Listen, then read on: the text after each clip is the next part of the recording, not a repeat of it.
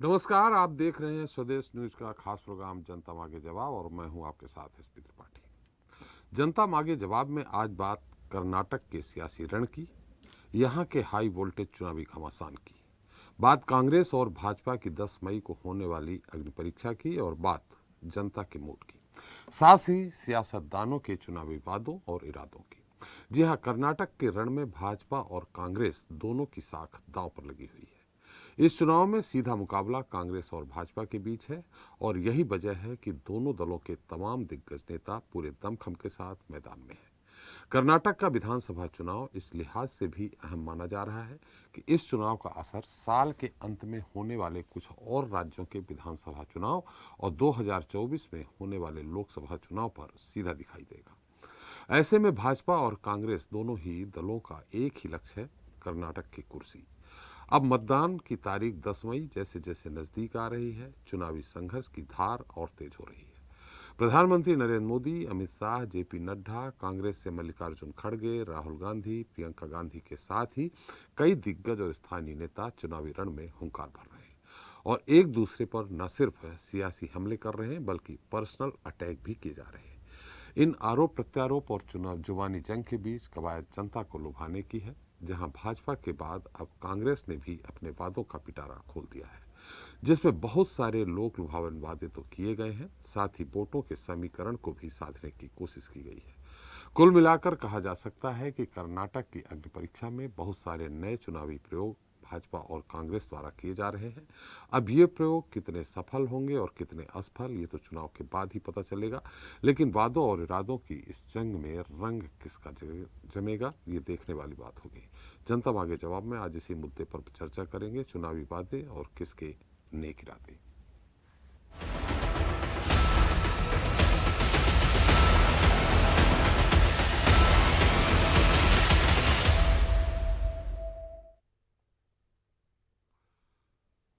तो कर्नाटक की 2024 विधानसभा सीटों पर वोटिंग 10 मई को होगी, जिसका परिणाम 3 दिन बाद यानी 13 मई को आएगा। माना जा रहा है कि जिस दल का प्रयोग यहां सफल होगा उसका असर आने वाले दिनों में दूसरे राज्यों के विधानसभा चुनाव से लेकर अगले साल होने वाले आम चुनाव पर भी देखने को मिलेगा। ऐसे में ये चुनाव भाजपा और कांग्रेस के लिए किसी अग्नि परीक्षा से कम नहीं है। अब एक दूसरे पर आरोपों के बीच वादों का पिटारा भी खुल गया है। भाजपा के बाद अब कांग्रेस ने भी अपना घोषणा पत्र जारी कर दिया है, जिसमें कांग्रेस ने गृह ज्योति, गृह लक्ष्मी, अन्न भाग्य, शक्ति और युवा निधि की 5 गारंटी दोहराई है। इसके अलावा चुनाव जीतने पर पुरानी पेंशन योजना को बहाल करने के साथ ही मुफ्त बिजली और महिलाओं को मुफ्त यात्रा के लिए बस पास देने जैसे लोक लुभावन वादे कांग्रेस ने घोषणा पत्र में किए हैं। लेकिन कांग्रेस ने जो सबसे बड़ा दांव चला है वो है नफरत फैलाने वाले संगठनों पर प्रतिबंध लगाने की घोषणा, जिसके तहत बजरंग दल और पीएफआई जैसे संगठनों को बैन करने का वादा कांग्रेस ने अपने मैनिफेस्टो में किया है। इसके अलावा कांग्रेस ने जन विरोधी कानूनों को सत्ता में आने के 1 वर्ष के भीतर ही रद्द करने की बात भी घोषणा पत्र में कही है। तो वहीं दूसरी ओर इससे पहले भाजपा ने अपना घोषणा पत्र प्रजाध्वनि नाम से जारी किया था। भाजपा ने घोषणा पत्र में यूनिफॉर्म सिविल कोड का वादा किया है, साथ ही बीपीएल परिवारों को रोज आधा किलो नंदनी दूध के अलावा युगादि, गणेश चतुर्थी और दीपावली पर्व पर 3 गैस सिलेंडर मुफ्त देने की घोषणा की है। अब जनता राजनेताओं के वादों पर कितना भरोसा करती है ये तो बाद में पता चलेगा, लेकिन हाल फिलहाल तो सभाओं और रैलियों में तमाम दिग्गज एक दूसरे के निशाने पर हैं। एक सभा के दौरान प्रधानमंत्री नरेंद्र मोदी ने कहा कि मुझे कांग्रेस के लोगों ने 51 बार गाली दी। गालियों के शब्दकोश में टाइम खराब करने के बजाय अगर कांग्रेस ने इतनी मेहनत गुड गवर्नेंस के लिए की होती तो इतनी दयनीय स्थिति नहीं होती। इस पर पलटवार करते हुए प्रियंका गांधी ने कहा कि मोदी जी लिस्ट बनाते हैं कि उन्हें 51 बार गाली दी गई। इन लोगों ने मेरे परिवार को जितनी गालियां दी है इसकी लिस्ट बनाएं तो पूरी किताब छपानी पड़ेगी। प्रियंका ने कहा कि मैंने पहला ऐसा प्रधानमंत्री देखा जो जनता के सामने आकर रोता है कि मुझे गाली दे रहे हैं। बहरहाल आरोप प्रत्यारोप और वादों इरादों की इसी सियासत पर चर्चा करेंगे जनता मांगे जवाब में, लेकिन पहले सुन लेते हैं कि किसने क्या कहा। कांग्रेस हर उस व्यक्ति से नफरत करती है जो सामान्य मानवी की बात करता है, जो उनके भ्रष्टाचार को सामने लाता है, जो उनकी स्वार्थ भरी राजनीति पर प्रहार करता है। कांग्रेस की नफरत उससे परमानेंट हो जाती है। अभी इस चुनाव में भी कांग्रेस ने फिर से मुझे गालियां देने का काम शुरू कर दिया है। अब तक मुझे ये कांग्रेस के लोगों ने 91 टाइम अलग अलग गालियां दी है। मैंने तो बहुत प्रधानमंत्री देखे हैं। इंदिरा जी को देखा, गोली खाई उन्होंने इस देश के लिए। राजीव गांधी को देखा, शहीद हुए इस देश के लिए।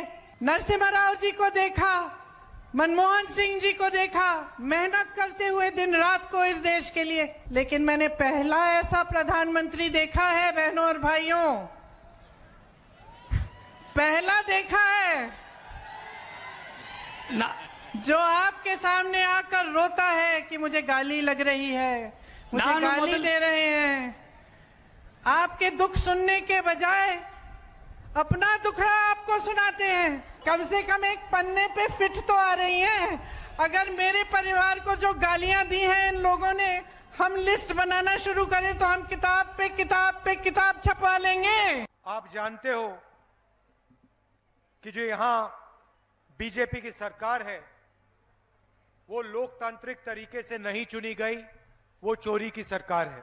आपने इस सरकार को नहीं चुना।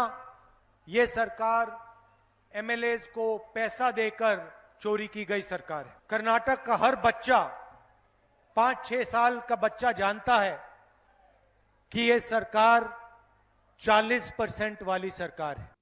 तो इस विषय पर चर्चा करने के लिए हमारे साथ मौजूद हैं बीजेपी से प्रवक्ता वीरेंद्र बब्बर जी हैं, कांग्रेस प्रवक्ता पवन शर्मा जी हैं, जेडीएस प्रवक्ता मोहम्मद असदुद्दीन जी हैं और स्वदेश न्यूज के managing editor RP Srivastava ji हैं। आप सभी का हमारे इस खास कार्यक्रम में बहुत बहुत स्वागत है। पवन जी, निश्चित तौर पे हम भाजपा से तो बात करेंगे, लेकिन जिस तरह से जो घोषणा पत्र हमने देखा उसमें इतनी मुफ्त योजनाएं हैं कि कर्नाटक का खजाना खाली हो जाएगा, फिर भी आप वो पूरा नहीं कर पाएंगे घोषणा पत्र। आपको याद ही होगा क्या क्या है। कहीं तो मैं सवाल करूं कि ग्रेजुएट को 3,000 रुपये, जो डिप्लोमा है उसको 1,500 रुपये, मुफ्त बस, बहुत सारी चीज़ें, मुफ्त बिजली, ये कैसे पूरा करेंगे? एक बार सरकार बन गई तो आपके लिए ही आफत आ जाएगी। देखिए त्रिपाठी जी, जब कांग्रेस कोई वादे करती है तो उसको पूरा भी करने की पूरी कोशिश होती है और हम लोग करते भी हैं जी। हम जुमलेबाज नहीं है भाजपा की तरह। अगर देखा जाए तो अगर भाजपा जितने वादे करती है वो जुमलों में तब्दील हो जाते हैं और उनको पूरा नहीं कर पाती है जी। कांग्रेस ने जिस राज्य में अपने वादे किए हैं या घोषणाएं की हैं, कोई गारंटियां दी हैं, तो उनका पूरा करने का प्रयास किया गया है। अगर आप देखेंगे छत्तीसगढ़, राजस्थान, तो वहां पे ऑलमोस्ट 70% जो वादे थे वो पूरे हो चुके हैं। हिमाचल में जैसे ही हमारी सरकार बनी तो जो मैन वादे थे वो हमने पहली कैबिनेट मीटिंग में शुरू किए जी। तो आप देखिए, आपको वादे जो जनता से किए हैं उनके आपके अंदर दृढ़ इच्छा शक्ति होनी चाहिए उनको पूरा करने की। कांग्रेस ने हमेशा किसानों की हितों की बात की है, बेरोजगार युवाओं की बात की है, महिलाओं के सशक्तिकरण की बात की है। तो उस हिसाब से अगर देखा जाए तो इन वादों में बुराई क्या है? अगर कोई बेरोजगारी भत्ता दिया जाता है, अगर आप देखेंगे कांग्रेस की न्याय योजना, जिसने राहुल जी ने जैसे 2019 में न्याय योजना के बारे में बात किया था, तो उसी को अगर आप मान के चले तो हम वो न्याय योजना जो राज्यों के द्वारा हम लागू करने की चेष्टा कर रहे हैं। जैसे ही सरकार आएगी, हमारी पहले कैबिनेट मीटिंग में राहुल गांधी ने की 5 गारंटी जो दी है वो तो हम इमीडिएटली इम्प्लीमेंट करेंगे। और आगे जैसे जैसे, क्योंकि देखिए आप साथ में गारंटी के साथ में ये भी देखिए कि जो सामाजिक वातावरण है, जो ताना बाना हमारा हिंदुस्तान का बना हुआ है, भाजपा जब से शासन में आई है उसने उस ताने बाने को तोड़ने का प्रयास किया है। कांग्रेस जब सत्ता में आती है तो उस ताने बाने को जोड़ने का प्रयास भी करती है और सारे समुदाय हो, धर्म हो, जाति हो, सबको साथ में लेने का साथ में लेके चलती है। भाजपा का काम है कि सिर्फ तुष्टीकरण की राजनीति है। अगर ये बात करेंगे जाति विशेष, धर्म विशेष की बात करके उसको पोलराइजेशन करने की कोशिश करेंगे, यही काम है इनका। आपस में लड़ाओ और अपनी रोटी सेको। आप खुद देख लीजिए, प्रधानमंत्री जी को जहां पे जा रहे भाषणों में सिर्फ यही कह रहे कि मेरे साथ में ये किया, मेरे साथ में। आप जनता के लिए क्या करेंगे उसके बारे में आप बात करिए। आपने 3 साल में, क्योंकि आपने 3 साल इसलिए कि पवन जी मेरे सवाल का उत्तर नहीं आया। मेरा सवाल आपको मैं एक बार बता देता हूं, हालांकि पॉइंट्स में है। आपके प्रत्येक महिला मुखिया को 2000 रुपए, 200 यूनिट फ्री, 3000 रुपए युवा निधि के तहत बेरोजगार डिप्लोमा धारकों को 1500, ऐसे तमाम रात में ड्यूटी करने वाले पुलिस वालों को 5000 अतिरिक्त देंगे। समुद्र में मछली पकड़ने वालों के हर साल 500 लीटर टैक्स फ्री डीजल दिया जाएगा। ये सब पैसा लाएंगे कहां से? ये आम जनता जो कर देती है उसको आप मुफ्त में लुटा देंगे पूरा। ये मुफ्त में कहां से हो गया? अगर आप खुद देखेंगे, अगर कोई मुसीबत में है, आज 80% सरकार जनता को भाजपा के द्वारा जो सो कॉल्ड जो कहते हैं कि हम इनको राशन दे रहे हैं, इसका मतलब आपने 80% जनता को तो वैसे ही गरीब बना दिया। ये सवाल हम उनसे कर लेंगे, आप अपना उत्तर मैं वो कह रहा हूँ, मैं उसी को कह रहा हूँ। अगर वो चीजें अगर भाजपा कर सकती है तो क्या कांग्रेस नहीं कर सकती? कांग्रेस को राज चलाना आता है और राज चलाया है। 70 सालों तक कांग्रेस ने राज चलाया है, ऐसा नहीं है कि नहीं चलाया। और आज अगर कोई चीज का अगर बजट बनाया जाएगा तो बजट बना के ही बात की होंगी। कोई अगर कहीं पे भी कहीं आय और व्यय का विवरण लेके ही तो सब कुछ किया होगा। ऐसा नहीं कि ऐसे धूल में लट मार दिया। भाजपा की तरह नहीं है कि जुमले फेंक दो, जब बात आएगी तो अमित शाह जी कहेंगे कि ये तो जुमला था, चुनाव में बोला जाता है। हमारे जुमले नहीं होते, हमारी गारंटियां होती है। और गारंटी आपने मध्य प्रदेश में वादा किया था कि 10 दिन के अंदर किसानों का कर्जा माफ हो जाएगा, अन्यथा मुख्यमंत्री बदल देंगे।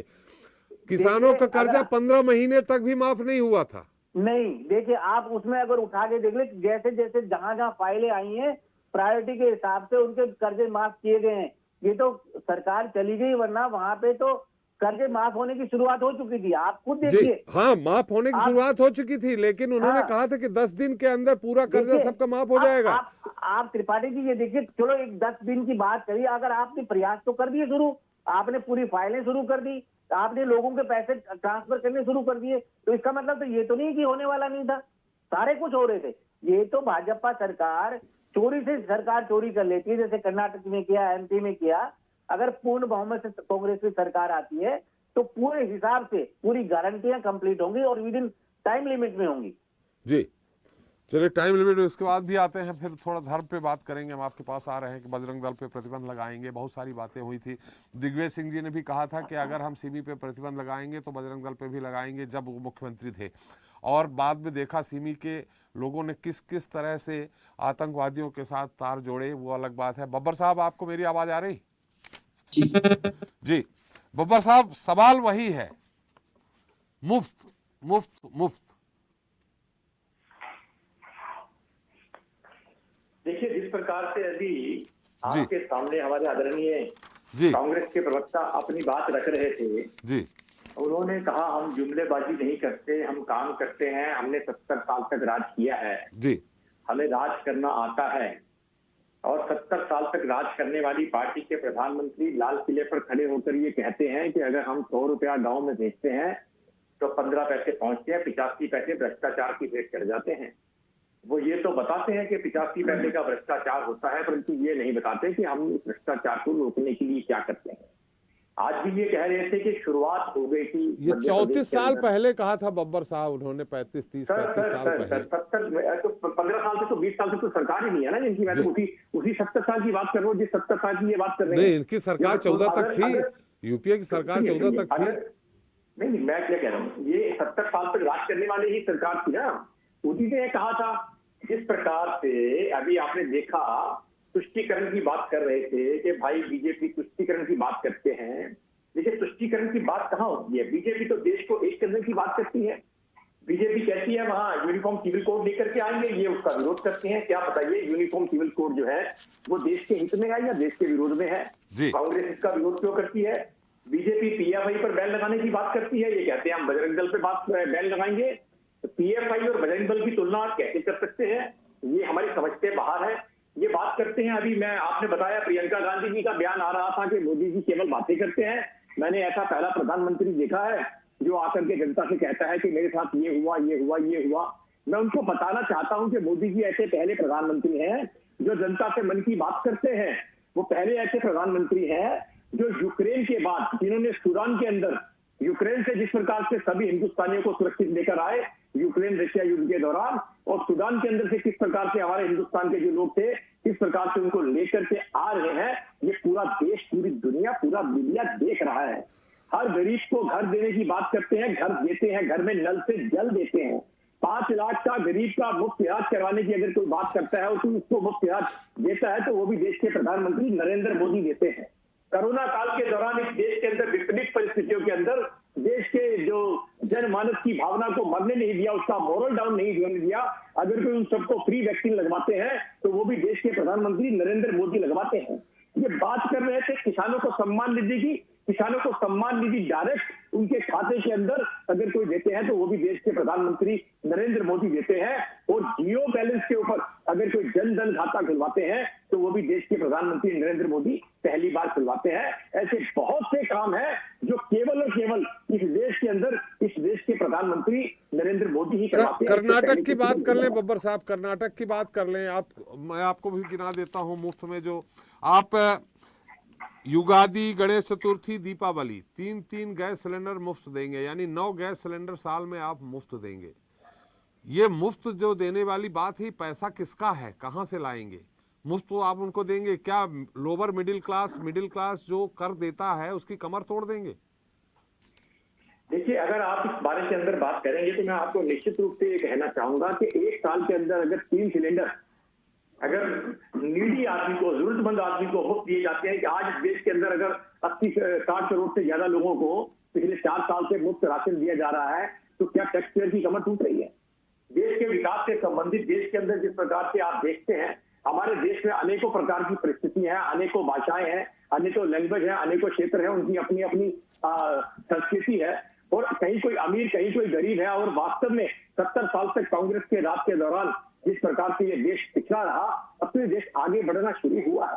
मैं आपसे पूछना चाहता हूं, आपके चैनल के माध्यम से इनसे भी पूछना चाहता हूं, क्या फ्री वैक्सीन अगर सबको लगवाई तो क्या उसके अंदर टैक्स पेयर और नॉन टैक्स पेयर को सिलेक्ट किया जाएगा? नहीं, वैक्सीन की बात छोड़ दीजिए। आपने कहा कि मिडिल क्लास की कहां कमर टूट रही, कमर कैसे नहीं टूट रही है?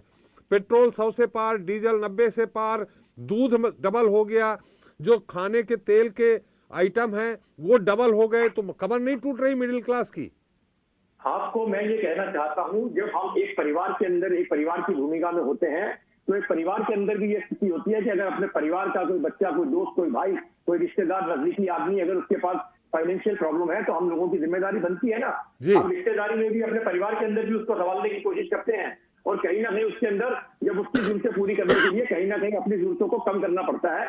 और इस देश के अंदर जब हम बात करते हैं सबका साथ, सबका विकास, सबका विश्वास, सबका प्रयास, तो इस देश के अंदर सबको साथ लेकर के चलने के लिए ये सब चीजें जो आवश्यक है वो इस देश के अंदर आज के समय में हो रही है, और मुझे लगता है निश्चित रूप से आगे भी होती रहनी चाहिए। चलिए, आगे होती रहेंगी। बजरंग दल पर प्रतिबंध लगाने की बात कही है पवन जी ने, मतलब कांग्रेस के घोषणा पत्र में। तो हम तो विरोध करते हैं उसका। पीएफआई और बजरंग दल का तो कोई मैच ही नहीं है। बजरंग दल देश की संस्कृति के साथ जुड़ी हुई संस्था है। पीएफआई अनेक मामलों के अंदर पीएफआई का नाम आ चुका है देश विरोधी गतिविधियों के अंदर। कोई एक नाम बताइए देश विरोधी गतिविधियों के अंदर, कोई एक काम बताइए जिसके अंदर बजरंग दल का नाम हो देश विरोधी गतिविधियों के अंदर। पहले से कर्नाटक में अच्छा खासा आरक्षण है, उसमें भी आपने बोक्का लिगा और लिंगायत समुदाय के लिए 2-2% और आरक्षण बढ़ा दिया। अगर आपकी सरकार आती है तो देखिए, निश्चित रूप से हर प्रदेश की अलग अलग परिस्थितियां होती हैं, और अलग अलग परिस्थितियों में अलग अलग वातावरण में किस समय कहाँ की क्या आवश्यकता है, वहां क्या जरूरत है, उस समय को देखते हुए, उस सिस्टम को देखते हुए उसके अंदर अगर कुछ संगठन को उचित लगा होगा तो उन्होंने किया होगा। जी, चलिए, हमारे साथ प्रवक्ता जेडीएस हैं मोहम्मद असदुद्दीन साहब। मोहम्मद साहब, मेरी आवाज आ रही है आपको? जी। मोहम्मद साहब, बहुत सारे घोषणा पत्र में मैंने बात कर ली, आपने भी सुना होगा, कांग्रेस का भी घोषणा पत्र आपने पढ़ लिया होगा। मैंने जिस तरह से ये क्रम वादे किए गए हैं, क्या आपको लगता है ये वादे पूरे होंगे? चलिए, पूरे भी होंगे तो कहां से पैसा आएगा? विकास रुकेगा, सड़कें रुकेंगी, अन्य तरह के बहुत सारे विकास होंगे, उनके लिए पैसा कहां से आएगा अगर ये मुफ्त में ही सारा सब कुछ दे दिया जाएगा तो? और आपने क्या क्या क्या वादा किया है? थोड़ा सा आपका घोषणा पत्र मुझे देखने को नहीं मिला कि आपने कौन कौन से वादे कर दिए हैं कि हम भी ये मुफ्त देंगे। देखिए, पहले मैं हमारे वादों के बारे में बता दूं। हमने फ्री हाउसिंग की बात की है। जी गरीबों के लिए हम, बेसहारा लोगों के लिए, बेआसरा लोगों के लिए हम कर देंगे। जी और हर ग्राम पंचायत लेवल पर एक हाईटेक स्कूल्स जो है ना बनाए जाएंगे, जहां पे एजुकेशन का स्टैंडर्ड जी प्राइवेट जो है ना स्कूलों के स्टैंडर्ड से ज्यादा हाई होगा। जी डिजिटल क्लासेस वगैरह होंगी। ये तो अच्छी इसके बात है, साथ ये अच्छी जी, बात है। जी इसके साथ में हम जो अपना हाईटेक हॉस्पिटल्स की बात कर रहे हैं हर ग्राम पंचायत लेवल पर, जी यहाँ पर हम जो है ना मिनिमम 30 बेड का हॉस्पिटल बनाएंगे। जहाँ पे आज की डेट में जो हो रहा है कि जस्ट ओपीडी वगैरह होती है ग्राम पंचायत लेवल पर, ओपीडी वाला हॉस्पिटल होता है, लेकिन हम ये यहाँ पर ओपीडी ने एक फुल फ्लेज्ड हाईटेक हॉस्पिटल बनाने की बात कर रहे हैं। जी तो इस तरह हमारी ये चीजें हैं। इसके साथ में जो है ना अपना हमने महिलाओं का अपना ओल्ड एज पेंशन 5,000 रुपये करने का वादा किया है, हम करना चाहते हैं। जी और इसके साथ में ये लैंडलेस लेबर, एग्रीकल्चरल लेबरर्स, जी खेती करने वाले मजदूर जिनकी खुद की जमीन ना हो, जी उनको हर महीना 2,000 रुपया देने का हमने वादा किया। इन शॉर्ट ये कि हमने गरीबी के दर्द को समझा है, एजुकेशन के इम्पोर्टेंस को समझा है, और मेडिकल ट्रीटमेंट के लिए लोगों के घर जिस तरह तबाह होते हुए एग्जाम्पल्स हैं, हमने उनके दर्द को समझा है। तो हमने जो है ना ये प्रोमिसेस किए हैं। जी। और इसके साथ साथ मतलब कई चीजें आपने भी मुफ्त देने की बात कही है। देखिए, जो लोग अफोर्ड नहीं कर सकते, जी जिनके पास घर नहीं है, बीपीएल कार्ड धारक जो है, जी हाँ जी हाँ, जी तो उन्हें देंगे और देना भी चाहिए। एक जो है ना सिविलाइज्ड सोसाइटी में ये जिम्मेदारी भी बनती जी है गवर्नमेंट की, तो हम इस पे ध्यान दे रहे हैं। अभी जहां तक हमारे भाजपा के प्रवक्ता बता रहे थे कि तुष्टीकरण की राजनीति ये नहीं करते, जी अब यहाँ पर आप देख लीजिए, जो 3 गैस सिलेंडर मुफ्त देने का वादा है, जी वो 3 गैस सिलेंडर 3 जो है ना अपना त्योहारों के वक्त ही क्यों दिए जाएं? जी एक पर्टिकुलर विशेष जो है ना मजहब के लोगों के मानने वालों के त्योहारों के वक्त ही क्यों दिए जाएं?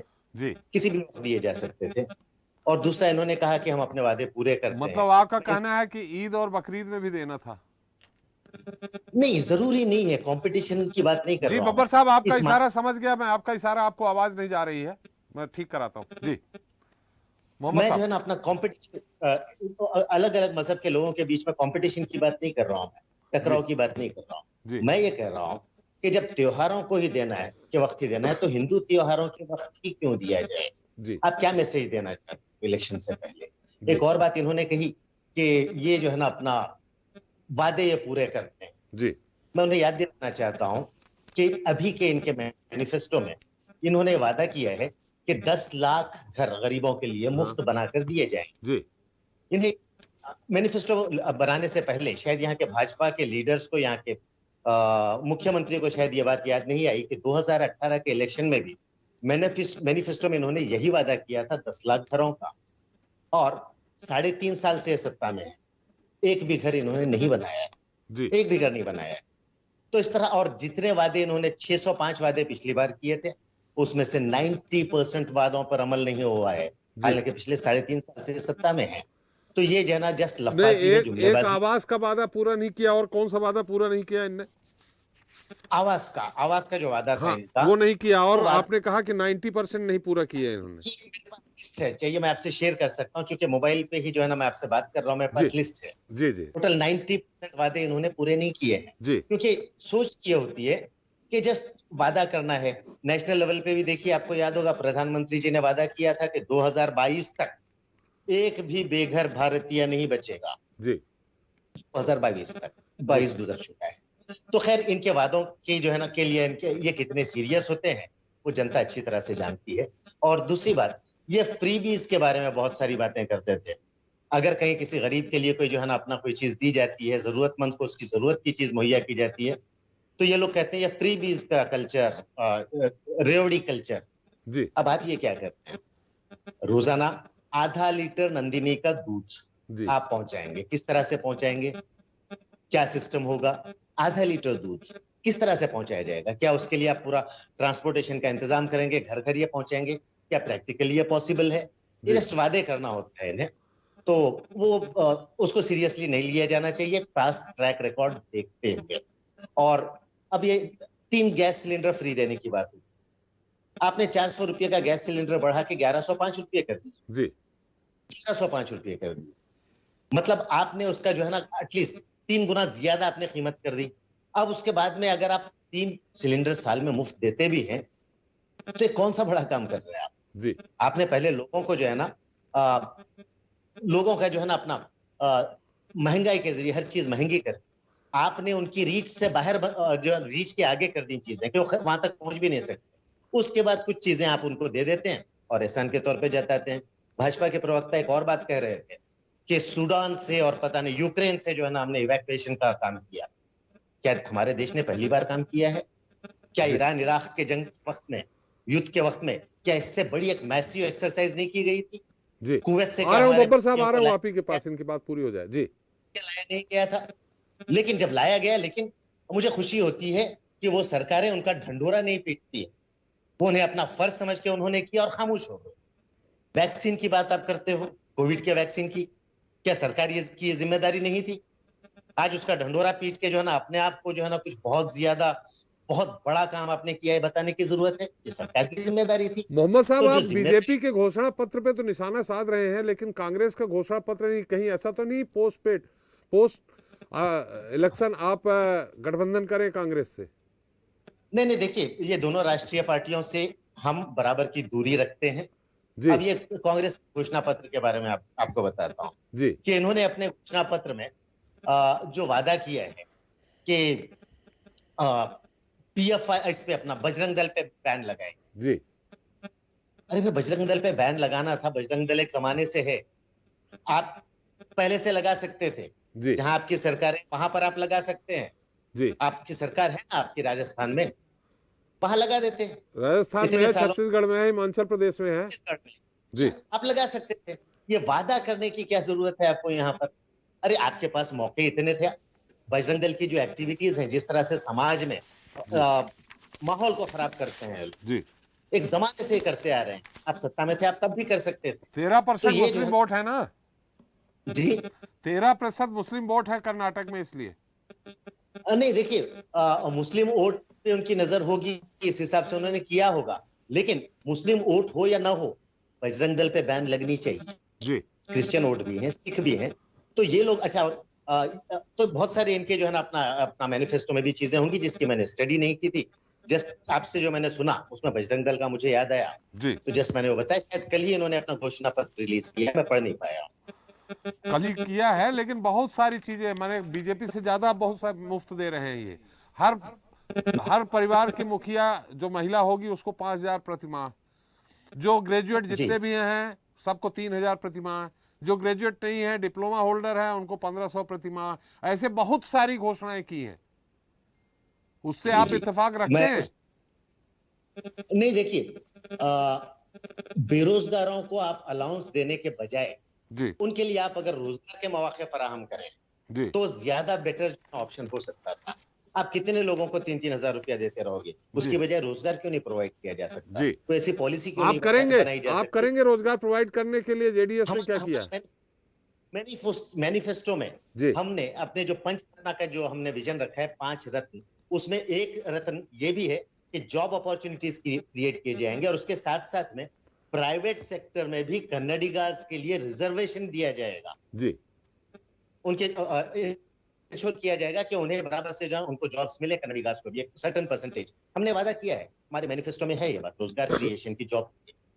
जी श्रीवास्तव जी, आपकी टिप्पणी एक बार फिर। पवन जी और बब्बर साहब काफ़ी कुछ मोहम्मद साहब की बातों पे अपना प्रत्युत्तर देना चाह रहे हैं। आपकी एक टिप्पणी, इसके बाद फिर आगे बढ़ते हैं। त्रिपाठी जी, जो घोषणा पत्र हैं कांग्रेस के और भाजपा के, और जैसा मुफ्त रेवड़ी वाली बात आप कर रहे हैं, जी ये बांटने की जो घोषणा की जा रही है, जो वायदे किए जा रहे हैं विभिन्न दलों द्वारा, हमें थोड़ा ये अच्छा लगा कि एक वायदा जेडीएस ने जो किया, हाईटेक स्कूल और हाईटेक हॉस्पिटल, ये बड़ी अच्छी बात है।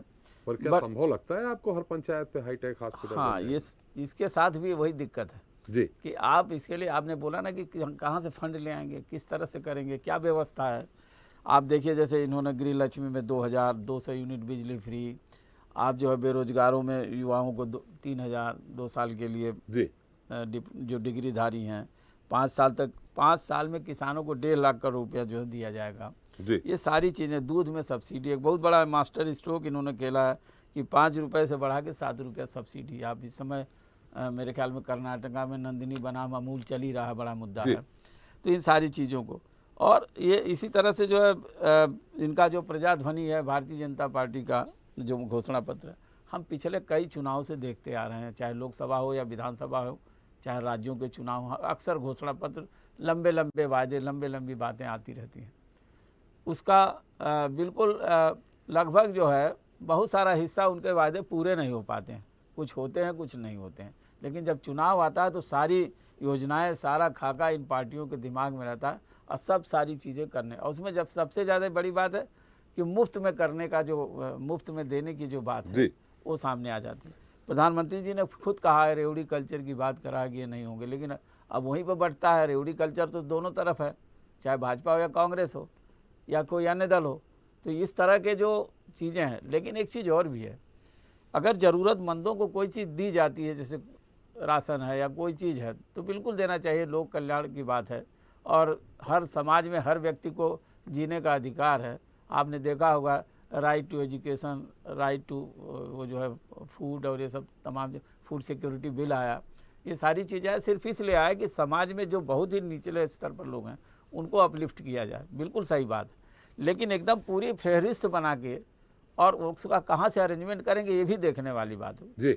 एक ज़रूरतमंद को पूरी ज़रूरत की चीज़ें मिलनी चाहिए, लेकिन उसके अलावा अतिरिक्त जो है, और ख़ास करके जब टारगेटेड इस वोट के लिए, जब कोई अभी सिलेंडर की बात किया उन्होंने, एक बात ये भी कहा कि सिर्फ त्योहारों पर क्यों, अन्य समाज के त्योहारों पर। तो ये सब सारी चीज़ें हैं जो कहाँ राजनीतिक दल अपने एजेंडा सामने लाते हैं और उनको आगे बढ़ाते हैं और उसके दम पर जनता के बीच में जाते हैं। लेकिन ऐसा अक्सर ये देखा गया कि बहुत सारे वायदे पूरे नहीं हो पाते हैं, जिनके बारे में सोचना होगा। वायदे उतने ही किए जाते त्रिपाठी जी जो पूरे हो सकें, और जिसका एक जो है उसका फाइनेंशियल एस्पेक्ट भी होता है। आप मध्य प्रदेश में देखा हमने कि किसानों के 2 लाख रुपया कर्जा माफ़ी वाला, लेकिन सरकार माफ़ तो करने के लिए गई, लेकिन 50,000 तक ही कर पाई, क्योंकि इतने कम दिनों में इतना बड़ा अमाउंट नहीं माफ़ किया जा सकता। इस बात की तरफ भी पार्टियों को ध्यान देना चाहिए। जोश में बहुत सारी बातें कहना एक अलग बात है, लेकिन मेरा ये कहना है कि इन सारे मुद्दों पर भी जब भी कोई घोषणा पत्र बनाया जाए पार्टियों द्वारा, तो उसके जो है उसका जो है फैक्ट चेक कर लिया जाए कि कहाँ से किस तरह से उसका अरेंजमेंट होगा और कैसे देंगे। ये भी जनता को बताना चाहिए कि हम कैसे मैनेज कर लेंगे, हमें सारी चीज़ें किस तरह से दे देंगे। और आपने बिल्कुल सही कहा कि टैक्स, मिडिल क्लास पर टैक्स थोप दो, उनकी कमर टूट जाए, ऐसे नहीं होता है। आप कहाँ से कलेक्शन करेंगे उसको भी देखिए। जहाँ तक अनाज का सवाल है, अनाज आप दे सकते हैं, ऐसी बात नहीं है कि देश में हमारे अनाज की कमी है, बिल्कुल दीजिए। 5 किलो की जगह जैसे इन्होंने कहा 10 किलो चावल देंगे, आप दीजिए। और बहुत सारी सरकारें इसी के दम पे आ रही हैं। तो मेरा ये कहना है कि दीजिए, आपको देने के लिए कोई मतलब देश को कभी मना नहीं कर रहा है। जो ज़रूरतमंद है उनको मिलना चाहिए, सुविधाएं मिलनी चाहिए, चाहे पढ़ाई, दवाई। आप देखिए अदर कंट्रीज़ में जाके देखिए कि वहाँ पर दवाई फ्री है, एजुकेशन पर सेस लगाते हैं लेकिन एजुकेशन फ्री है, अच्छी से अच्छी एजुकेशन फ्री। यहाँ पर क्या है, बहुत सारे 2 भाग में बटी हुई एजुकेशन, एक सरकारी तंत्र के माध्यम से, एक प्राइवेट है। आप प्राइवेट में जाएंगे बहुत सारा पैसा लग जाता है। तो ये बहुत सारे मुद्दे हैं जिस पर कि इन दलों को सोचना चाहिए, और जब भी कोई ऐसा एजेंडा लेके आते हैं चुनाव के दौरान, तो उसे मैक्सिमम पूरा करने की भी कोशिश करनी चाहिए, और उसका एक वो डिटेल बताना, एक खाका बताना चाहिए, उसका एक जो है वो निकालना चाहिए कि ये किस तरह से करेंगे, ये भी जानकारी जनता को मिलनी चाहिए। जी चलिए, पवन जी आप कुछ कहना चाह रहे थे। बब्बर साहब जब धारा प्रवाह प्रधानमंत्री जी की खूबियां और अच्छाइयां गिना रहे थे उनके कामों को, आप कुछ ऑब्जेक्शन लेना चाह रहे थे बीच में। राजीव गांधी जी के बारे में उन्होंने जब बताया कि 1 रुपया निकलता है, देखिए हमारे प्रधानमंत्री जी ने ये खूबी थी, उन्होंने स्वीकार तो किया, और स्वीकार करने के बाद में उसके ऊपर उसकी रोक लगाने के भी प्रयास किए। ऐसा नहीं है कि रोक लगाने का प्रयास नहीं किया गया। आप देखिए उस टाइम पंचायतीकरण, पंचायत सशक्तिकरण के माध्यम से ये सारा पैसा जो डायरेक्ट पहले थ्रू होके आता था वो डायरेक्ट पंचायतों में जाने लग गया। कंप्यूटरीकरण किया, कंप्यूटर के द्वारा। आप खुद देखेंगे जब आधार की जो लगाया गया, वो आधार भी उसी से डायरेक्ट उनके अकाउंट में जाए। आप हमारे प्रधानमंत्री या हमारी सरकार स्वीकार तो कर लेती है, आपके यहाँ तो 40% की सरकार है। आप तो कमीशन की बात डायरेक्टली सरकार के द्वारा, मंत्रियों के द्वारा लिया जा रहा है 40%, और उसमें भी मठ के जो मठों में जाता है, उन्होंने कहा कि उनको डिस्काउंट दिया जाता है, उनसे 30% लिया जाता है। तो आपके यहाँ तो डायरेक्टली 40% की सरकार हो गई है। कांग्रेस में कम से कम इतना तो था कि उन्होंने माना कि नीचे के जो है वहां पे भ्रष्टाचार है, उसको भ्रष्टाचार को कम करने का प्रयास किया गया। आप उसका इंडेक्स देखेंगे तो पता लगेगा कि भारत में जो भ्रष्टाचार पहले होता था, धीरे धीरे वो भ्रष्टाचार के इंडेक्स में भारत जो है काफी नीचे आ गया। जी पवन जी, आपने जो कहा, जैसे अभी बहुत बड़ा सवाल मोहम्मद साहब ने उठाया, आपने कहा बजरंग दल पे बैन लगाएंगे, तो राजस्थान, छत्तीसगढ़, हिमाचल प्रदेश में पहले क्यों नहीं लगाते हैं? प्रियंका जी ने कहा था कि हम 40%, 50% महिलाओं को टिकट देंगे, महिलाओं की भागीदारी उत्तर प्रदेश में कहा था उन्होंने। तो ये जहां चुनाव होते हैं वहीं क्यों ये सब वादे पूरे कर, जहां सरकार है वहां से शुरुआत करिए ना। देखिए त्रिपाठी जी, अगर आप खुद देखेंगे जिस राज्य का या जहाँ की मतलब आप देखेंगे वहां का सामाजिकरण या सामाजिक माहौल खराब कहाँ किया जा रहा है ज्यादा। अगर आप देखेंगे राजस्थान के अंदर अगर कोई ऐसी वारदात होती है, इमीडिएटली उनके ऊपर एक्शन होता है। आप छत्तीसगढ़ में देखें, एक्शन होता है। आप खुद देखेंगे मध्य प्रदेश के अंदर भाजपा के, आरएसएस के और बजरंग दल के कार्यकर्ता कई धमाकों में लिप्त पाए गए। उनकी लिस्ट अगर निकाल के बब्बर साहब को दिखाऊं तो उनको पता लगेगा, उनको खुद को पता है। ठाकुर प्रज्ञा ठाकुर जो है इनके सांसद हैं, वो भी खुद धमाकों में लिप्त है, अभी भी उनके ऊपर केस चल रहे हैं।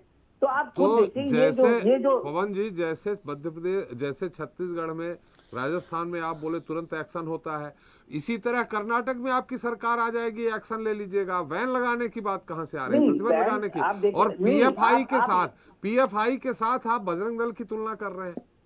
देखिए, कोई भी सामाजिक अगर कोई मतलब आप कोई कट्टरता, चाहे वो किसी भी धर्म में हो, वो कट्टरता बिल्कुल भी बर्दाश्त नहीं की जाएगी। और जो कट्टरता फैलाने वाले जितने भी संगठन है, उनके ऊपर सख्त से सख्त कार्रवाई की जाएगी, चाहे वो कोई भी दल का हो या किसी भी समाज का हो या धर्म का हो। ये अभी बर्दाश्त नहीं किया जाएगा। ये अभी कुछ दिनों में ज्यादा कट्टर हो गए क्या बजरंग दल? 2014 तक आपकी सरकार थी, उस समय लगा देते, प्रतिबंध कर देते केंद्र के माध्यम से। आपने देखा होगा कि आरएसएस पे भी बैन लगा था, तो बजरंग दल पे भी बैन लगा था। ऐसा नहीं है कि नहीं लगाया गया। ये 48 की बात कर रहे हैं, वो हटाया भी गया है। 48 की बात कर रहे हैं। संघ में बैन कब लगा कब नहीं लगा, अभी की बात। अभी आपको लग रहा है कि ज्यादा कट्टर हो गए हैं क्या बजरंग दल के लोग? नहीं, आप अगर देखेंगे बाबरी मस्जिद के टाइम पे भी मुझे कुछ याद आ रहा है कि बजरंग दल या ऐसे जो दल है उनके ऊपर कुछ न कुछ सख्त कार्रवाई हुई। हाँ, कार्रवाई हुई थी। हाँ, सख्त कार्रवाई हुई थी। ऐसा नहीं है कि नहीं किया जाता। आपके अंदर दृढ़ इच्छा शक्ति होनी चाहिए, वो सब कुछ होता है। दूसरा, में अभी बब्बर साहब ने बताया कि ये अभी इनकी जो कर्नाटका में स्कीम है कि सिलेंडर देंगे, मुफ्त सिलेंडर देंगे। मुफ्त सिलेंडर उन्होंने यूपी में दिया था। यूपी में उन्होंने 1 किलो घी, देसी घी फ्री देने की बात की थी। चीनी भी स्मृति ईरानी जी ने 25 रुपए किलो देने की बात की थी। वो कहाँ है? अभी कुछ अता पता नहीं है। हम लोग जहाँ काम करते हैं, जहाँ हमारे सरकारें हैं, हमने जो जो वादे किए हैं वो आज की तारीख में 75% या 80% तक पूरे हो चुके हैं। आप खुद जांच कर लीजिए। देखिए राहुल जी, प्रियंका जी अगर भूपेश बघेल जी को या गहलोत जी को अगर निर्देशित करेंगे या अनुरोध करेंगे तो बैन लगा देंगे। आप चुनाव के पहले अभी लगवा दीजिए 1-2 दिन में बैन बजरंग दल पे इन राज्यों में, हिमाचल में भी लगवा दीजिए। कोई एक्टिविटी करने दीजिए उनको, वहां बैन भी लग जाएगा। चल, कर्नाटक में कौन सी एक्टिविटी कर दी है अभी बजरंग दल ने? अभी आप खुद देखेंगे इन्होंने क्या कार्यक्रम फैला रखे हैं वहां पे। आप खुद देखेंगे बीच में काफी जो इनकी एक्टिविटीज चली हैं भाजपा के द्वारा प्रायोजित, जो इनके ईश्वरप्पा हैं, जो इनके सांसद ही हैं, वो क्या बोलते हैं कि आप विकास को छोड़ दीजिए। आप तो जो है, आप देखिए, हम आपको सिर्फ इन मुसलमानों से बचा रहे हैं, पर्टिकुलर धर्म का नाम लेके बात करते हैं। आपको इनको चुनाव आयोग को इनके ऊपर एक्शन लेना चाहिए। वो चुनाव आयोग आंख बंद करके बैठा हुआ है। अमित शाह जी कहते हैं कि जब कांग्रेस की सरकार आ जाएगी तो यहाँ पे बहुत सारे दंगे होंगे, चुनाव आयोग चुप है। तो देखिए, जहाँ ये खुद फैलाते हैं ये चीजें और उकसाते हैं और उकसाने का काम करते हैं ये लोग। जी बब्बर साहब, मोहम्मद साहब ने एक जो तार्किक बात उठाई है, वो उठाई है कि आपने अगर गणेश चतुर्थी और दीपावली पे फिर सिलेंडर देने की बात कही है तो ईद में भी तो दी जा सकती है। देखिए, इससे पहले मैं अभी दोनों हमारे प्रवक्ताओं की बात सुन रहा था, मैं दोनों का जवाब देना चाहूंगा। जी। उससे पहले माननीय जेडीएस के प्रवक्ता हैं मोहम्मद साहब जी, उन्होंने एक बात ये कही थी कि इससे पहले भी ऐसा हुआ है, यूक्रेन वाला मामला और सूडान वाले मामले की तुलना उन्होंने की थी। मैं चुनौती के साथ कहता हूं, बताइए ऐसा कब हुआ है? और यूक्रेन और रशिया के युद्ध के समय की जो परिस्थितियां थी, जिस प्रकार तिरंगे झंडे के नीचे माननीय देश के प्रधानमंत्री के फोन करने के बाद रशिया के राष्ट्रपति ने जी पवन जी, ये कहा कि जहां मैं इसी बात बब्बर साहब को बताना चाहूंगा, वियतनाम और ईरान का जब युद्ध हुआ था, लाखों प्रवासी भारतीयों को यहाँ लाया गया था। आपको पता नहीं है, शायद आप पढ़ लीजिए। उसके लिए ढिंढोरा नहीं पीटा गया था। वैक्सीनेशन आज पहली बार नहीं लगा है। बब्बर साहब की बात पूरी हो जाने दीजिए। पवन जी आ रहा हूँ, पवन जी फिर मैं आपके पास आ जाऊंगा, मोहम्मद जी आपके पास भी। बब्बर जी की बात पूरी हो जाए जी। थोड़ी पेशेंस रखेंगे तो काम हो जाएगा जी, है ना? बीच पे बोलेंगे तो नहीं होगा। मैं ये कहता हूं, मैं चुनौती के साथ अब भी अपनी बात के ऊपर स्टैंड करता हूं कि बिना पैसे लिए जिन परिस्थितियों के अंदर जो वहां हालात थे, जो छात्र छात्राएं वहां पढ़ रहे थे, जिनके पेरेंट्स की यहाँ जान छूटी हुई थी कि हमारे बच्चों का क्या होगा, देश के प्रधानमंत्री नरेंद्र मोदी जी के एक फोन करने पर रशिया ने युद्ध विराम कर दिया। तिरंगे झंडे के नीचे न केवल हिंदुस्तान बल्कि बांग्लादेश, पाकिस्तान, न जाने कहां कहां के छात्र छात्राएं भारत माता की जय कहते हुए निकल करके सुरक्षित आए और बिना पैसे निकल करके आए। किसी से 1 रुपया टिकट का नहीं लिया। ध्यान दिलाना चाहूंगा, वियतनाम की बात करते हो, उत्तराखंड के अंदर जब त्रासदी हुई थी तो वहां से जिन लोगों के शरीर आए थे ना, उनसे भी 2-2 लाख रुपए लिए गए थे एक टिकट के। ये बात करते हैं अनुशासन की, ये बात करते हैं एग्जाम्पल देने की बात करते हैं। मैं आपको बताना चाहता हूँ, नहीं पवन जी आप एक पास आएंगे, आप बता दीजिएगा। पवन जी आप बता दीजिएगा क्या क्या झूठ बोला। पवन जी बीच में नहीं, मैं आपको ये बताना चाहता हूँ, इसी देश के अंदर जब पोलियो नामक महामारी फैली थी तो हमारे देश की हेल्थ मिनिस्टर राजकुमारी अमृत कौर खुद जाकर के यूएनओ के अंदर भिखारियों की तरह पोलियो का इंजेक्शन लेकर के आए थे। आज और कितने लोग हमारे पोलियो से इफेक्टेड हुए थे। आज 6 महीने के अंदर दुनिया के अंदर सबसे पहले अगर किसी ने कोरोना की वैक्सीन बनाई तो हिंदुस्तान ने बनाई, सभी देशवासियों को मुफ्त लगाई, और न केवल अपने देशवासियों को बल्कि विदेशों को भी एक बड़े भाई की भूमिका में उनको भी वो वैक्सीन दी। एक बार नहीं, 2 बार नहीं, 3-3 बार दी। मैं ये कहना चाहता हूँ आपसे, आप अभी बात कर रहे थे कांग्रेस के प्रवक्ता, मैं बताना चाहता हूँ, आधार कार्ड का विरोध आप करते हैं, यूसीसी का विरोध आप करते हैं, आधार वोटर कार्ड के साथ लिंक करने का विरोध आप करते हैं, धारा 370 हटाने का विरोध आप करते हैं। देश के हित में ऐसा कौन सा काम करते हैं? 3 तलाक के मुद्दे के ऊपर जब सुप्रीम कोर्ट का फैसला आ गया था तो उसे लोकसभा में विधायक ला करके पास करवा करके उस निर्णय को भी पलटवाने का काम आपने किया। हमारी मुस्लिम बहनों का जो शोषण होता था, उसको शोषण के अंदर भागीदारी आपकी रही। आप बात करते हैं कट्टरता फैलाने की बात करते हैं, आप कहते हैं कहीं कुछ हो जाने दीजिए, उसके बाद हम इनको बैन करेंगे। तो बजरंग दल की ऐसी कौन सी एक्टिविटीज आपको कर्नाटक में दिखाई थी जो आपने कहा कि हम कर्नाटक के अंदर अगर सरकार बनाएंगे तो बजरंग दल को बैन करेंगे? आपको पहले से ही इंडिकेशन हो गया कि वहां बजरंग दल कुछ ऐसा करेगा और हम बैन कर देंगे। ये कैसी कैसी घोषणाएं करते हैं, किसको किसके साथ मिलाते हैं? कुछ तो है जो छुपाते हो, जो हो वो नजर नहीं आते हो। अगर इस देश के अंदर हमारे मुसलमान बहन भाइयों का अगर सबसे ज्यादा शोषण किया है तो कांग्रेस की सरकार ने किया है। अगर इस देश के अंदर तुष्टीकरण की राजनीति किसी ने, बब्बर साहब मेरा सवाल कुछ और था। सरकार ने की है। बब्बर साहब उनका उत्तर आ गया। मेरा सवाल ये है कि अगर आप दीपावली गणेश चतुर्थी में मुफ्त सिलेंडर दे रहे हैं तो ईद में क्यों नहीं? देखिए, भले ही ये दीपावली गणेश चतुर्थी पे 3 सिलेंडर देने की बात की जा रही है, पर ऐसा कहीं नहीं कहा गया कि ये केवल और केवल हिंदू धर्म से जुड़े लोगों को दिया जाएगा।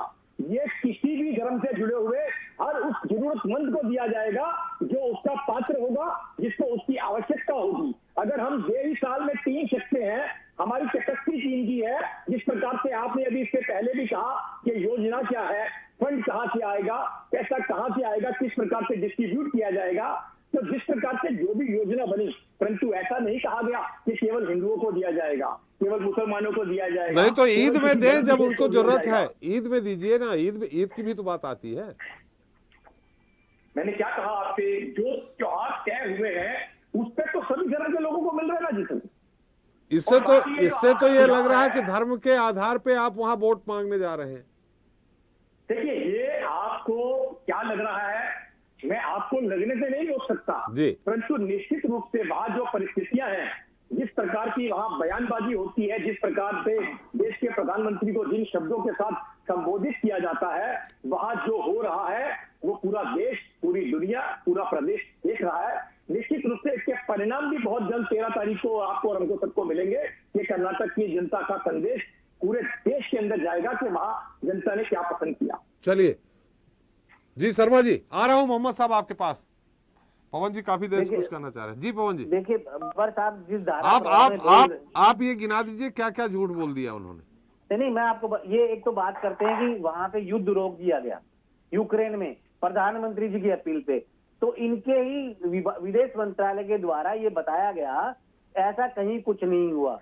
दूसरी बात, जब स्टार्टिंग में जब वहां पे जो विद्यार्थी या जो लोग फंसे हुए थे, उनसे एक एक सीट के एक एक टिकट के लिए जो टिकट 25-25 हजार रुपए की थी, 1.5 लाख रुपए लिए गए हैं। ये विद प्रूफ है, आप खुद देख लीजिए। जब इनके ऊपर दबाव बनाया गया विपक्षियों द्वारा, तब इन्होंने ये कार्रवाई शुरू करी, और वो भी दिखाने के लिए आप सबके पैसे लिए गए स्टार्टिंग में, शुरू में।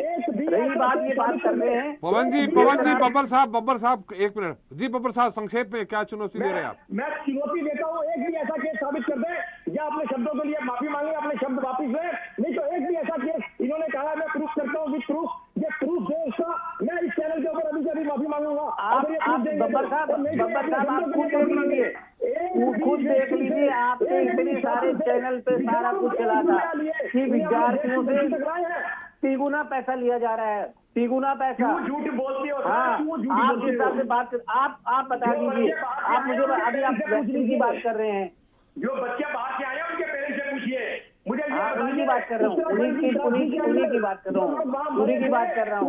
वो इतने कितने पैसे लिए थे? 2-3 केस तो नोएडा के अंदर ही है, 2-3 केस तो नोएडा के अंदर ही, जिनका प्रमाण है मेरे पास। चलिए ये प्रमाण बाद में खैर ये कर लेंगे जी। इस मुद्दे को छोड़ के पवन जी और आगे आप बताएं।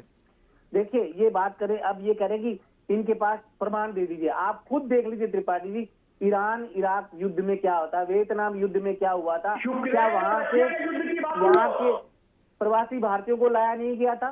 क्या वहां जो युद्ध के बाद में भी उनका जो कंपनसेशन था वो सरकार के द्वारा नहीं दिया गया था? आप खुद देखें, उनके लिए पूरा एक विभाग बनाया गया था सरकार के द्वारा, लेकिन ढिंढोरा नहीं पीटा गया भाजपाइयों के द्वारा। अभी ये बात करते हैं पोलियो की, अगर वहां पे अगर कहीं गए हैं, यूएन में गए हैं या WHO में गए हैं, तो उसके बाद में खुद देख लीजिए, ये जो जिनकी आप बात करें कि आपने वैक्सीनेशन बना दिया, तो ये सिस्टम लगाए कहाँ, किसने लगाए थे, किसके बिहाफ पे ये सारी, ये क्या सिर्फ अभी ये बने, ये सीधे पर्टिकुलर है, ये सारी कांग्रेस की देन है जिसके बिहाफ पे आप ये काम कर रहे हो आज जी। पोलियो की दवाई देश के अंदर दिल्ली के हेल्थ मिनिस्टर हर्षवर्धन जी लेके आए थे, उन्होंने पोलियो के खिलाफ अभियान चलाया था, जिसे बाद में पूरे देश में फैलाया गया। चलिए मोहम्मद साहब जी, आप कुछ पूछ रहे हैं या बोलो मैं? हाँ, नहीं आप बोलिए। आप बब्बर साहब जब बात कर रहे थे तो आप उसमें उनको रोकना चाह रहे थे, अपनी बात कुछ कहना चाह रहे थे। जी हाँ, मैं ये कहना चाह रहा था। एक मिनट, पवन जी कुछ और कहना चाह रहे हैं। जी पवन जी संक्षेप में। मोहम्मद साहब मैं बोलूं? हमें बोला कि हमने आधार का विरोध किया, हमने GST का विरोध किया। आप त्रिपाठी जी खुद निकाल लीजिए इनके अपने बयान, प्रधानमंत्री मोदी जी के जब चीफ मिनिस्टर थे, इनके खुद के बयान निकाल दीजिए। ये आधार का बारे में सबसे ज्यादा विरोध अगर किया तो भाजपाइयों ने किया, GST का अगर विरोध किया तो भाजपाइयों ने किया। आज उसका श्रेय ये खुद लेना चाह रहे हैं, मुझे तो खुद को समझ में नहीं आ रहा। बब्बर साहब खुद बता दीजिए आप। चलिए जी मोहम्मद साहब। त्रिपाठी जी, अच्छा होता जी कि 6-8-10 मिनट तक हमारे भाजपा के प्रवक्ता ने बहुत आवाज ऊंची करके बहुत सारी बातें की, इररिलेवेंट बातें जिनका इस विषय से कोई ताल्लुक नहीं था। हम उसका इस्तेमाल मुद्दों पे बात करने के लिए कर लेते तो अच्छा होता जी।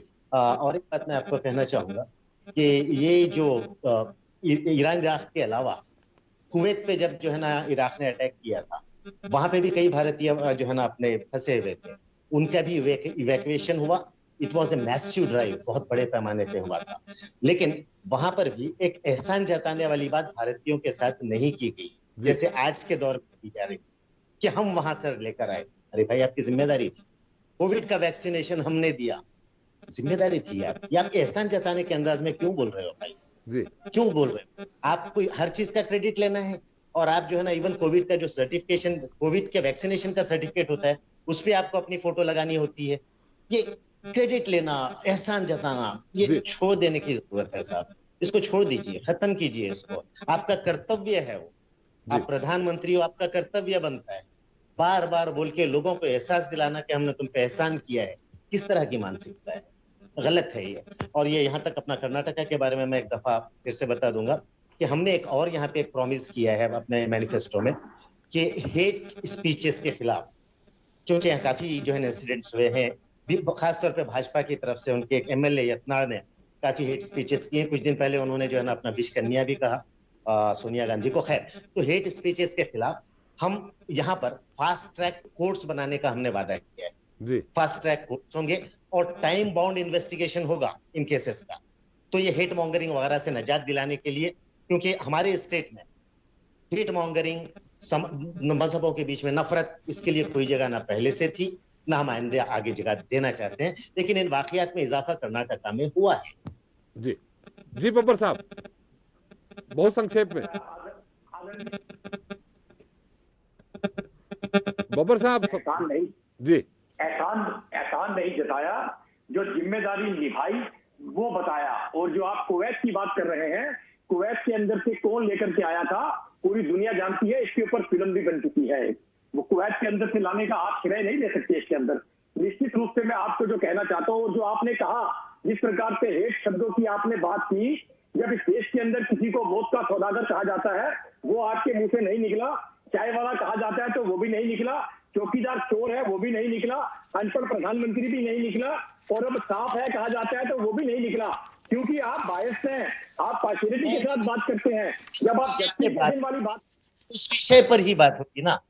अब आप कहेंगे 370 के बारे में आपने बात नहीं की, मुद्दा होगा तो अब सांप से तुलना करेंगे, जहर से तुलना करेंगे तो क्रिया की प्रतिक्रिया तो होगी ना मोहम्मद साहब, क्रिया की प्रतिक्रिया होती है। याद होगा, आपको याद होगा अगर आप अपना पिछला जो जहाँ पे मानने में आपकी तारीफ करता, परंतु पहले आपने एक ही सेंटेंस के अंदर बात खत्म करनी चाहिए।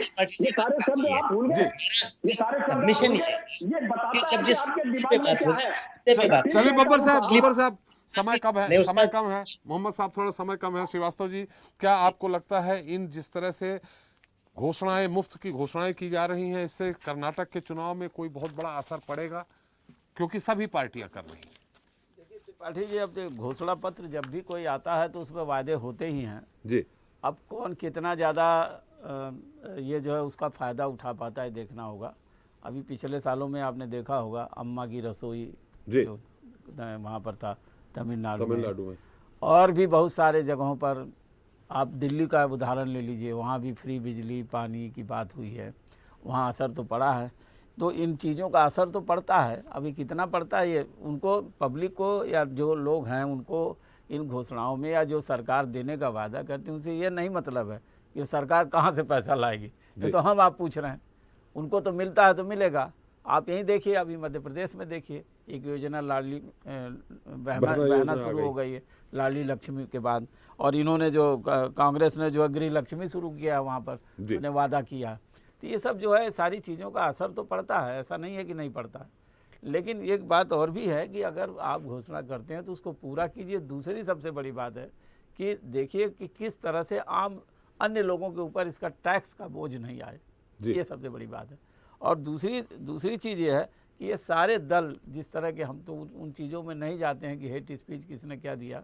अभी सुप्रीम कोर्ट ने एक फैसला भी दिया हेट स्पीच को लेकर के, और सारे राज्य सरकारों को भी निर्देश दिया कि इस तरह के लोगों पर कार्रवाई हो सीधे, बिना स्वतः संज्ञान लेकर के। तो ये सारी चीज़ें आ रही हैं और इस तरह से माहौल को, जहाँ तक हमको लगता है कि माहौल को बनाए रखना चाहिए, बजाय इसके कि आप ऐसे, जैसे ये अभी ईद और उसके हिंदू त्योहारों की बात, गणेश चतुर्थी और दीपावली, और दूसरी सबसे बड़ी बात हो बजरंग दल, PFI जैसे सब। तो ये सब क्या होता है, पार्टियां अपने अपने ढंग से नरेटिव तैयार करती हैं और उसी के आधार पर पब्लिक के बीच में जाती हैं। अब इनका क्या असर होगा तो 13 तारीख को पता चलेगा। लेकिन ये बात सच है कि ये जो घोषणाएं हैं, इनको इतनी ज़्यादा घोषणाएं न करते, उतनी ही घोषणाएं की जाए जो पूरी हो सके और लोगों तक पहुंच सकें, लोगों को इन पर मैनिफेस्टो पर विश्वास हो सके। आज मैनिफेस्टो पर बहुत ज़्यादा विश्वास नहीं है लोगों को, लेकिन अब घोषणाएं होती रहती हैं। चलिए, हमारा समय भी समाप्त हो गया। बहुत बहुत धन्यवाद बब्बर साहब आपका, पवन जी आपका, मोहम्मद साहब आपका और श्रीवास्तव जी आपका हमारे साथ चर्चा में शरीक होने के लिए और अपना अमूल्य समय दिया। तो जनता मांगे जवाब में आज हमने बात की कर्नाटक के चुनावी रण की, जिसमें चर्चा के दौरान सामने आया कि जहां भाजपा दोनों ही दलों के घोषणा पत्र में लोक भवन वादे हैं, तो वहीं कांग्रेस ने अपने घोषणा पत्र में बजरंग दल पर बैन लगाने वाला एक ऐसा मुद्दा छेड़ दिया है जो सॉफ्ट हिंदुत्व को लेकर एक बार फिर कांग्रेस के गले की हड्डी बन सकता है। लेकिन अब ये देखने वाली बात होगी कि कांग्रेस का ये सियासी दांव कितना फिट बैठता है और कर्नाटक की सियासत में ये बात और क्या क्या गुल खिलाती है। जनता मांगे जवाब में इतना ही। नमस्कार।